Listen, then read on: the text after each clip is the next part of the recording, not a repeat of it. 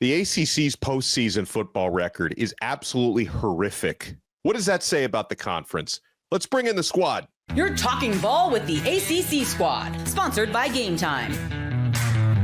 From Florida State to North Carolina, from Syracuse to Miami, and from NC State to California, it's the local experts of the Locked On Podcast Network, bringing you scoops, breakdowns, and the most comprehensive preview of the upcoming ACC weekend.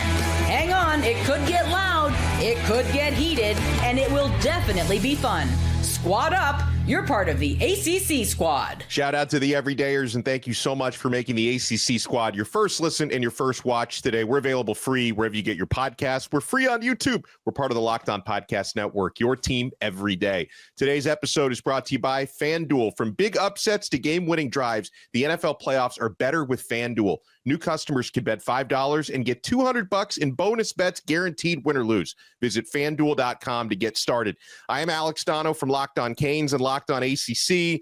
We got Jackson Holzer, one of only two teams to win their bowl game from Locked On Syracuse. We got Kenton Gibbs and Grayson Boone from Locked On Wolfpack. Kenton also does Locked On ACC with me. And we got Isaac Shade from Locked On Tar Heels and Locked On College Basketball. All right, so fellas, I know we've all had our fun, trolling the SEC narrative and the Kirk Herbstreits and the Paul Feinbaums of the world. But if we look in the mirror, Jackson, I guess, is exempt from this. But the ACC, 2 for 11 in bowl games and CFP games. And for those who care about this stuff, 0 for 13 against the spread. So the football postseason has been absolutely horrific. Now, do we have excuses, fellas, for, hey, listen, bowl games, opt-outs? My quarterback opted out for the second half of my bowl game. Otherwise, Miami probably would have won that game. Do we play the excuse machine, or does 2-11 say a lot about who the ACC was this year in football? I mean, my offensive coordinator opted out of giving a guy who had 8 yards a touch the ball in the third quarter. Shout out to Robert Anai, who now is on LinkedIn. But in all seriousness, I don't want to lean into the excuses. I want to say we are who we are based on this record, but I'm one of the people that's consistent with it. There's too many folks out there that, the ACC is terrible because of bowl season. When it's convenient. The SEC, exactly. But with the SEC, all of a sudden it's, there's this deal of, we had guys out and all this and all that happened. Listen, the ACC is who we are. We need to own that right now. We look like a group of 5 conference, maybe even worse, because, hell, we getting whooped on by a group of 5 teams. Toledo beating Pitt, ECU beating NC State, all those types of things. Carolina lost to Connecticut. I don't think that they're technically independent, so y'all are safe from the G5 slander for now. But in all seriousness, I look at this and I say, the ACC has to own that we look like a clown show right now, because these bowl games mean something to me. I don't care if everybody calls them a glorified scrimmage. I don't care if everybody says, our coach was fired or who was wherever, or this player opted out, that player opted out. I don't give a damn. Every time you have the opportunity to suit up and represent your university, you show up and do that. And whatever that result is speaks to who your university is. And whatever the compilation of universities that make up the ACC do, that's what the ACC is. So right now, we look like a clown show. I own it. Give me my red nose, and I already wear size 16, so I got the big pointy shoes already. It's almost. I'll add something. Sorry, Grayson, but even from the Miami point of view, despite the fact that Cam Ward only played for the first half, Miami still had plenty of opportunities to beat Iowa State. I mean, if they could have gotten even competent quarterback play from Emory Williams in the second half, now that was probably constructive, because I think Miami may realize that's not necessarily the guy you want to turn to next year. And if Miami could have played a lick of defense, I mean, Kenton, your OC is on LinkedIn. So is Miami's DC, is now looking for a new gig on LinkedIn Jobs. So despite the fact that, some players opted out, starting quarterback didn't play after the first half, Miami still had every opportunity to win that game against Iowa State. So I make no excuses for that L from a Miami point of view. For North Carolina, man, I gotta have the excuse of it, because it's like you've got the whole coaching change. You've got people that you wind up with Jacoby Criswell, your third string quarterback, getting hurt on the second drive. and your fourth string true freshman quarterback, who's also in the portal, that just was like, all right, I'll play. And then you wind up going Wildcat basically the entire fourth quarter with a running back that had just come back out of the portal. It's just all of it. It's like nobody cared, if I'm being honest, about two basketball teams playing a football game in a baseball stadium. So out of this whole panel here, Syracuse was the one that won their bowl game. They were one of the two teams that won. But Syracuse was one of the beneficiaries of all these opt-outs. That's right. That's why, honestly, I don't take much stock into bowl games. I don't care what the conference is anymore. And I'm very consistent with it. ACC, SEC, I don't care that Alabama lost to Michigan in a bowl game. Makes no difference to me. It's a bowl game. I don't know who's playing and who's not playing. I can tell you from a Syracuse perspective, most of our players, they played. They opted into the bowl game.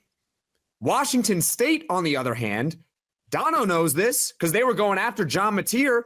They didn't have their quarterback. They didn't have their coaching staff. There were like 20 players, maybe even 30 players who were opting out for Washington State. And granted, they put up a solid fight against Syracuse, but honestly, was it really all that fair? I mean, it ended up being like a 3-score line anyway. And Syracuse won by 3 scores. So I really don't take much stock into these bowl games. But if that's the case, and you feel like, hey, we're so depleted, we don't have a team, we're not fielding a proper team, do what Marshall did. Sit it out. Say, hey, listen, we don't have our guys. We don't have anything for this. Go ahead, let one of those teams with a high graduation rate fill in for us. We're good. We don't have a team right now.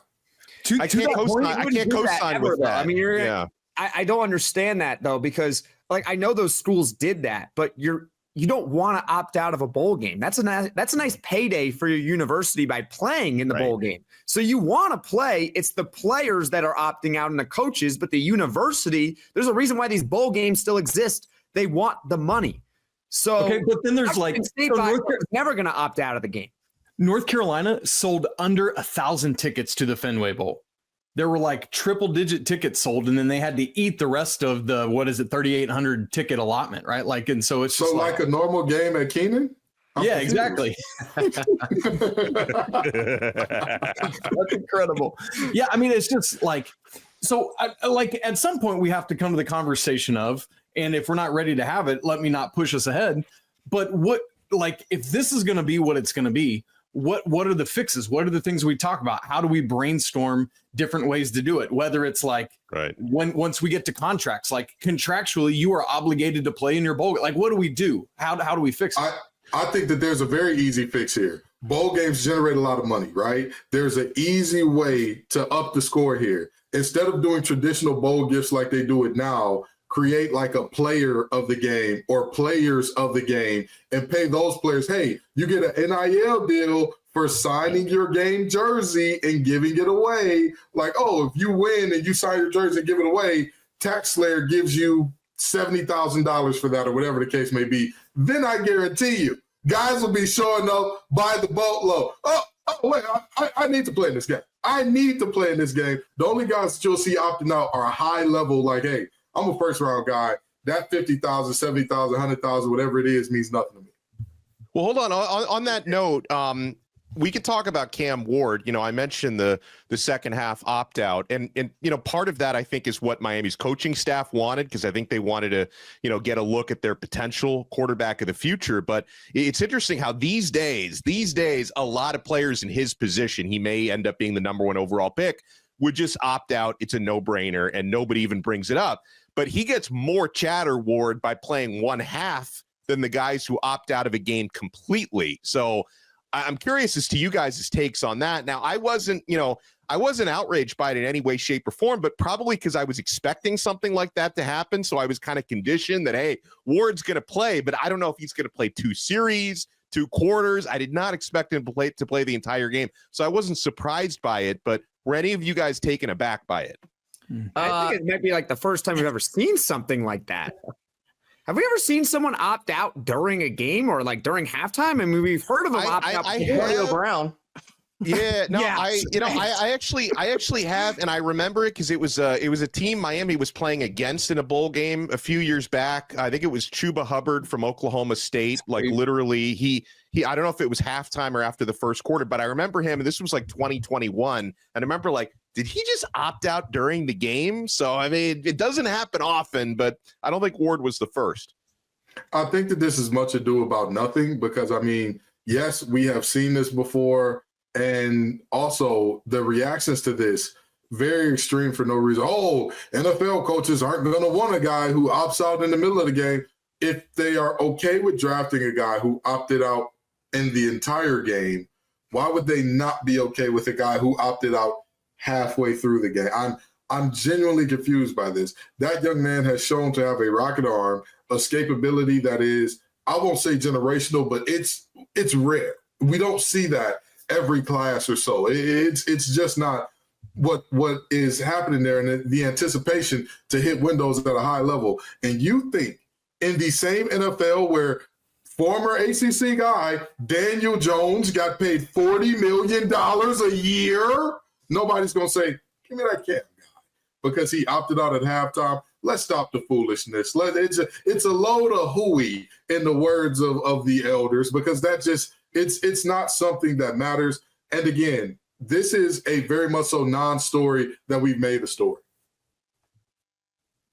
I was going to say, as someone who had some United States currency on Cam Ward in this game, I was a bit taken aback, but perhaps that's on me for not consulting Donno before. I was going to say, you should have texted me and I would have said, hey, just place your first half props and don't worry about hand up. Maybe that's on me, but I don't know. I don't think it's that big of a deal. But, traditionally, these players that are for sure going to the NFL draft, they're opting out to preserve their health more often than not. They don't want to risk playing in a game that's relatively meaningless and then injure their stock.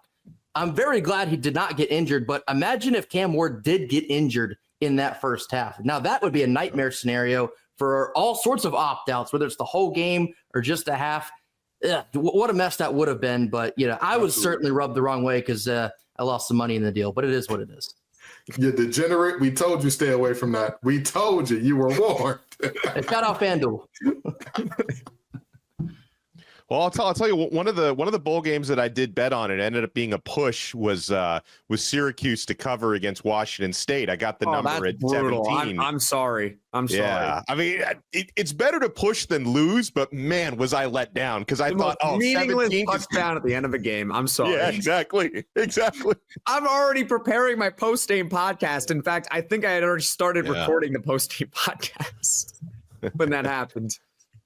Yeah, well, we got a lot more to get to on this episode of the ACC Squad. I got to pick Isaac's brain on Bill Belichick, and he is out there visiting high schools on the recruiting trail. So Chapel Bill is doing some of those things that people doubted he would actually partake in. So I love to see that. College football playoff. I know the ACC is no longer represented, but I'm kind of wondering with 3 representatives from the quote unquote Power 2. And with Notre Dame in there, they're independent but ACC adjacent. Is there any message we can send to the rest of the ACC for that? You guys want to keep it locked right here. We're not anywhere near done yet on this brand new episode of the ACC Squad.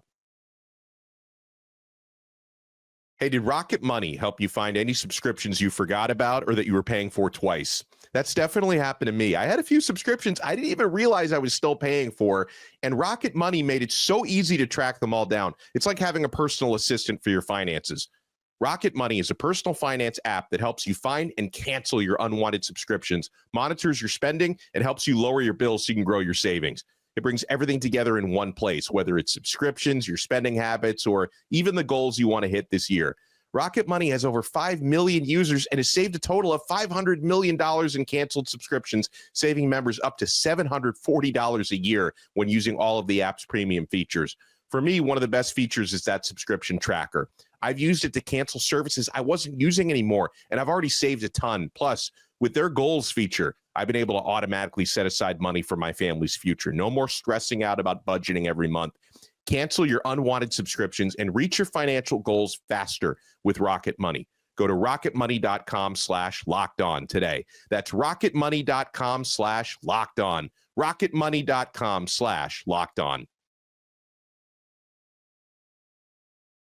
Thank you so much for making the ACC Squad your first listen and your first watch today. Make sure for your next listen, you check out Locked On College Football. Our guy Spencer McLaughlin, he's still, I know it's the end of the season, he's still in mid-season form, talking CFP, talking transfer portal, everything that comes with that. Make sure you check out Locked On College Football. Like this show, it's available free wherever you get your podcasts and available free on YouTube.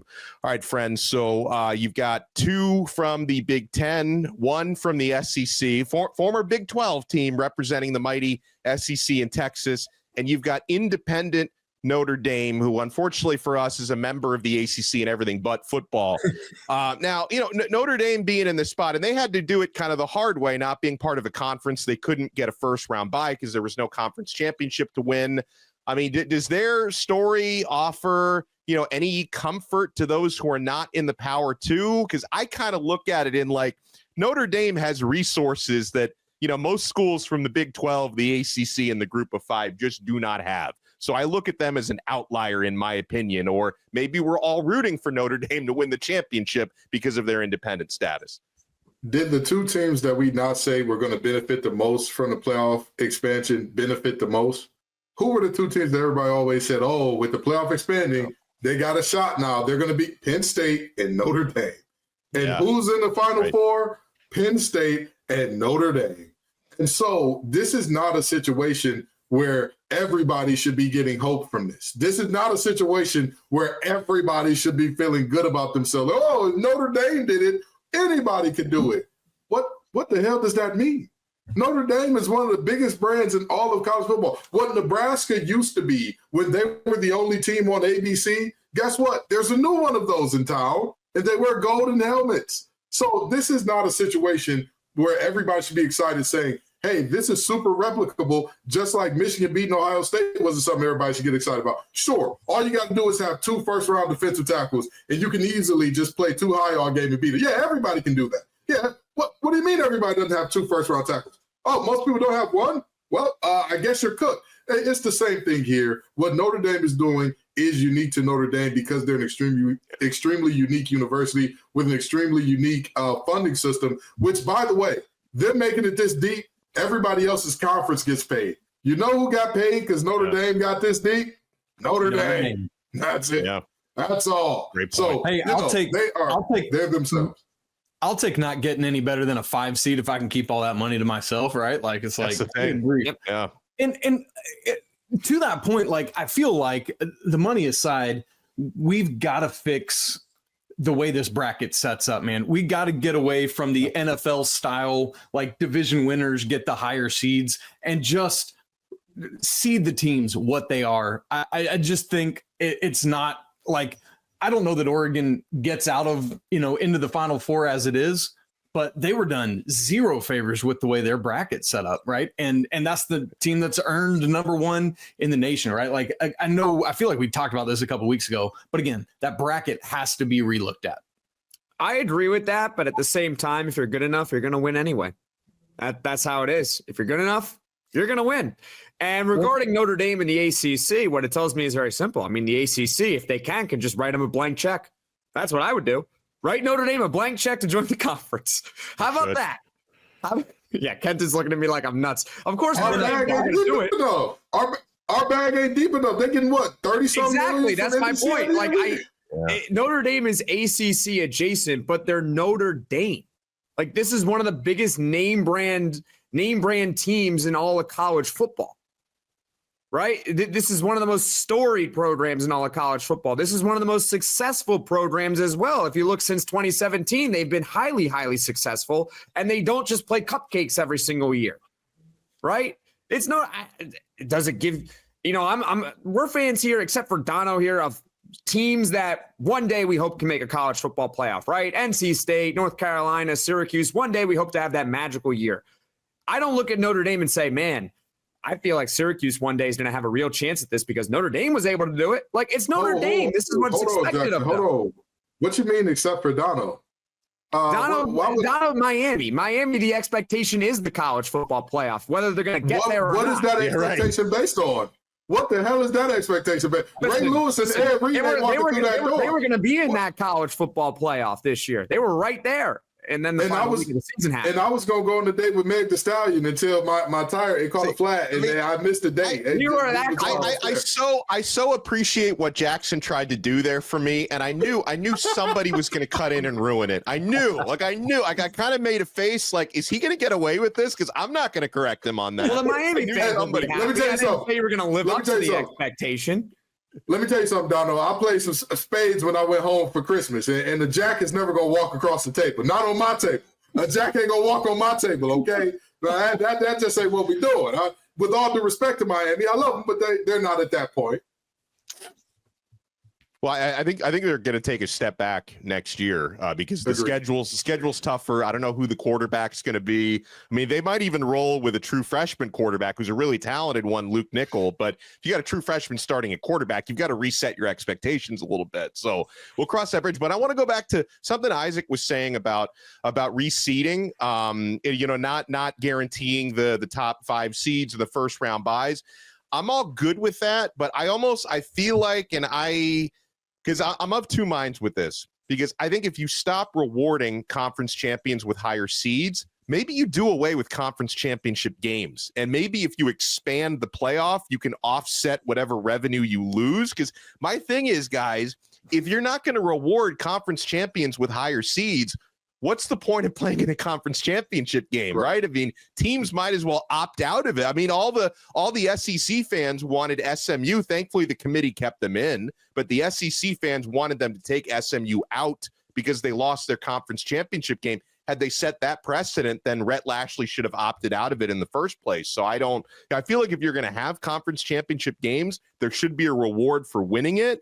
But, if you're going to seed it a different way, I'm fine with that. But maybe the conference title games go bye-bye. Well, let's take the basketball model, right? Like, you don't get guaranteed a certain seed just by winning your conference championship, but you do get automatic inclusion into the NCAA tournament. So I think, obviously, apples and oranges with the sports and number of teams and games and all that. But there is precedent for, you guarantee your inclusion into this event. But, if we've got, like in this season, the SEC is going to have probably 2 or 3 number 1 seat, and so if they're not able to get that just because they only have one conference championship, and maybe that's an interesting line to toe because of what it would mean for the SEC as well in football, but there is precedent for it. I can see that. I strongly disagree. I was just going to say I strongly disagree with the president that as it currently stands, there should be a situation where we're automatically granting seeds. But again, I do think that if we're going to do a seeding based on what has happened, it needs to go back to the computers, because if we leave it up to the people, it'll be big brands getting home games. It'll be big brands getting those, games that honestly they haven't earned or they haven't deserved, as we saw this year from bowl season. Because again, I'm one of those guys that care about the bowls. I don't give a damn. Hey, you showed up with your team's jersey on.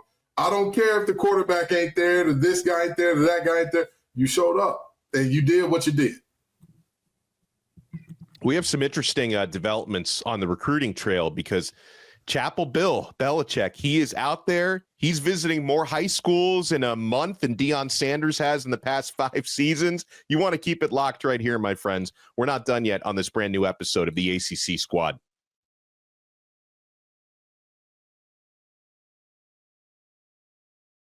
Thank you so much for making the ACC Squad your first listen and your first watch today. I'm Alex Donno from Locked On Canes and Locked On ACC. We got Jackson Holzer from Locked On Syracuse, Kenton Gibbs and Grayson Boone from Locked On Wolfpack, Isaac Shade from Locked On Tar Heels. So, Isaac, what's been the fan reaction so far in Chapel Hill from Coach Belichick? Because I know the ones that I talked to right after they made the move, very mixed feelings on it, right? Because again, you're hiring a guy who's about to be 73 years old, who's never coached at the college level before, despite his sterling, resume as arguably the GOAT in the NFL with the 6 championships. But one of the things that people doubted he would do was really be engaged on the recruiting trail. And so far he's doing it. He's making high school visits. Deion Sanders doesn't make high school visits. Bill Belichick does.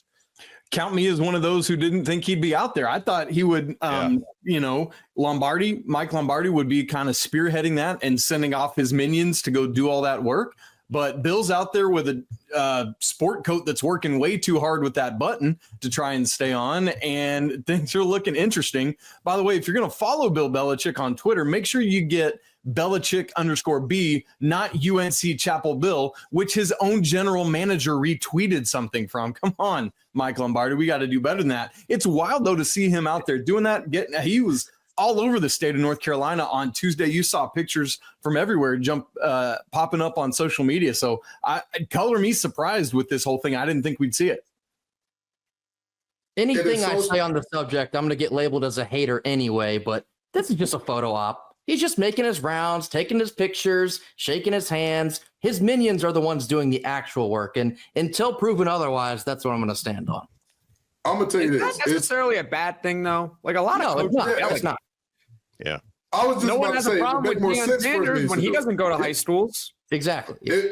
It would make more sense for his means to do it, number one. And number two, the fact that he is out there, as much as I hate to say this, Locked On Wolfpack fans, please don't unsubscribe. I got to respect it, you know? Yeah. I never thought that I would say, hey, look at this. Bill Belichick is being like Team Esau Peasy. He was never scared to put in leg work. This is an interesting moment that I'm seeing right now in terms of him being out on the recruiting trail and all that.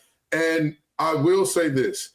At the end of the day, if Bill Belichick is to be successful in this role, he has to show that he has redefined himself in a very meaningful way.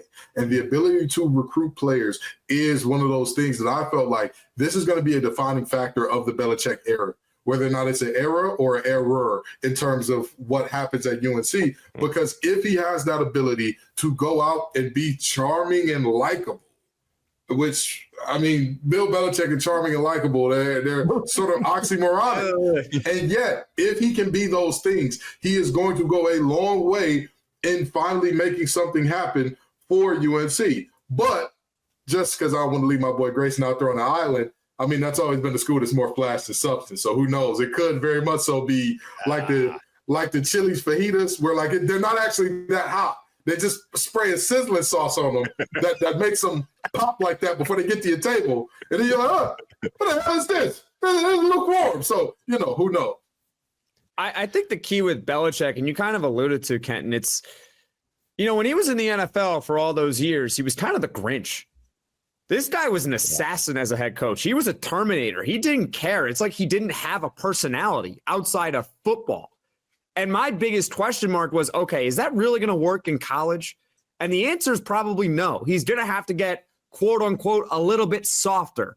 He's going to have to get a little bit nicer, because now you're not dealing with grown men. You're not dealing with grown professionals. Granted that these guys are now getting paid, but you're not dealing with all these guys with real lives outside of college, right? You're dealing with just college kids at the end of the day. So he's going to have to get a little nicer. And I guess him being out on the recruiting trail and taking all these photos is one of those steps into getting a little bit nicer. And then when it comes down to actual football detail, that's where he's going to need to shine. And I think that's, go ahead, Donno. Go ahead. Well, a couple questions I have about it is because, like, I agree with what Grayson says. Like, the photo op is powerful, and you want to accomplish that. But I guess my question would be, is he going to keep doing this? Because, listen, as far as head coaches recruiting, the photo op is the most important thing. Like, position coaches are the ones that really put the leg work in on the recruiting trail. So as far as a head coach, sometimes just showing up, taking the pictures, sometimes that's enough. So is he just doing this right now because they're in the honeymoon stage? But if he keeps doing this for a few years, then that's pretty powerful. And then the second part of it is, and I wonder if this even matters as much as it used to, given the nature of college football now with the transfer portal and NIL, because one of the concerns that I would have about Bill Belichick recruiting in high school, transfer portal's different because it's mostly a short-term deal. Like if high school players ask him like, hey, Bill, if I go play for you for 4 years, are you going to be there for all 4 years? Like, can he answer that question? Is that question as prominent now as it used to be? Because we all cover college football. I mean, college basketball, same deal. Like when you recruit a player out of high school, you don't know. I mean, there's a good chance he may be 1 year, 2 years and done off to someplace else anyway. But, you know, the old school recruiting, it's always important when you go into those high schools, you go into those living rooms, you want to make these kids at least believe you're going to be there for their entire college career. What's funny is that is the difference of the previous coach to the current one, because that was Mac Brown's special sauce, is his ability to go into the living room in an era where the living room mattered, right? Now it's so transactional. I'm going to continue to use that phrase, that the Belichick model, whatever it's going to be, if he softens up some, as Jackson used that phrase, it's like, do the football principles that he and Michael Lombardi have used to both put together a team and then train it up on the field, do those things still work regardless of his temperament in the public light? I don't know. I strongly disagree with that take, Isaac, because what I've seen, and Grayson can vouch for this as well, because we've had guys on the show that we talked to them about, hey, like, did NC State give you the biggest NIL deal or whatever the case may be? And more often than not, we heard the answer, absolutely not. This was not the biggest deal on the table, but we wanted to be here for reason X, Y, Z, reason A, B, and C, and the money helped. Obviously, if you were giving no money, that's a very different thing. But when everybody's got money to give, you still have to do something, because while it is transactional, it's not a one-for-one, like, hey, whoever offers the biggest bag is where I'm going. You know, prime example of that a lot of people are deeply misunderstanding, because I know his head coach was my defensive coordinator and all that, Bryce Underwood, going to Michigan. When I talked to, you know, his former head coach, was my former defensive coordinator, about it, he was like, yeah, the money was great. Don't get me wrong. Him making all those millions was great.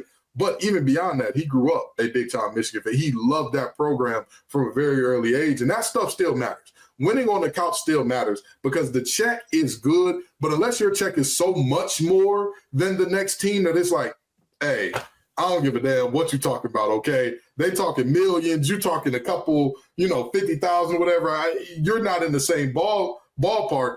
I mean, it's still going to matter to win that conversation, to convince mom to do what, Coach Cal is a master at, bouncing babies in the family on your knee and whatnot. That's got to be a big deal. Yeah, money's only part of the equation. Yeah.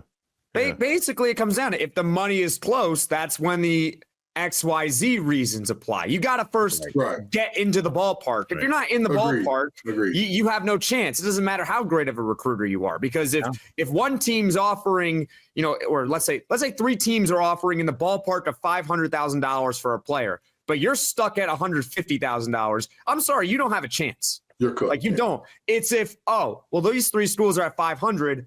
We're at 475. So how do we convince a kid to leave 25,000 on the table to come play for us? That's when going into the living room definitely matters, because you're going to have to explain to these parents and to that kid, hey, you should come and play for my program. And by the way, you're going to have to probably take a little haircut to do it as well. Yeah, 100%. You have to be in the ballpark. Like, I look at an example actually from the Big 12, because we found out on Tuesday that Arizona State quarterback Sam Leavitt is like staying. He did just sign a new NIL deal, but he was offered more by other schools to potentially enter the portal. But he decided, like, hey, I'm already having success here. Kenny Dillingham is my guy. I'm going to take less money to stay in a situation I already know is good for me. But the money still had to be there. Like, he's still making reportedly 7 figures. So you have to be in the ballpark. But yeah, if the situation is right, sometimes you take a little less money for a different situation. Well, the room got quiet all of a sudden. I don't know if we have a disagreement. No, we said the same thing. Yeah, we said the same thing. I agree. It is going to be important when the money is close. But again, it's not all about the money. And I say that because most of these teams are close. Like, there are legitimately teams that are on different tiers. We get that, right? Ohio State and the $20 million a year team. I was on the Notre Dame podcast not too long ago where they said, hey, if Notre Dame wins it all, will that convince teams to stop spending money? I said, brother, Pandora's box is already open. You can't. Yeah. How do you even say, because Notre Dame won, we're not going to pay anybody else? Because then you're going to have the guys who are currently there, the incumbents, getting paid, and then the guys coming in are going to be, well, why the hell is he driving a Rolls Royce and I don't have a car? The Wolf Line bus does not get me around campus in style. This is not how I want to do this. What are we talking about here? So, you're looking at a situation where, yes, the money does matter if the money is close. But again, once that money gets close for everybody, like you said, Donno, you make that decision based on the situation. And if you can't I think because all of us agree to that, that's why there wasn't much to say. Because it's like, we're all, we've all been there, right? We're all in lockstep for once. And that's crazy because me and Jackson can't even agree on whether or not to wash up with a towel in terms of a shower. But here we are agreeing on this. And then ultimately, it's all going to come down to what happens on the field. Can you take whatever that group is and get dubs? That's what it all comes down to in the end. Amen to that. Well, I appreciate everyone tuning in and making the squad your first listen and your first watch today. Make sure to smash that like button and subscribe. Subscribe on Apple Podcasts, Spotify, YouTube, wherever you get your pods. And make sure you check out all of our shows. Check out Locked On ACC with Kenton and me. Check on Locked On Syracuse, Locked On Wolfpack, Locked On Tar Heels, Locked On Canes. And we'll talk to everybody next time on another episode of the ACC Squad right here on the Locked On Podcast Network. Your team every day.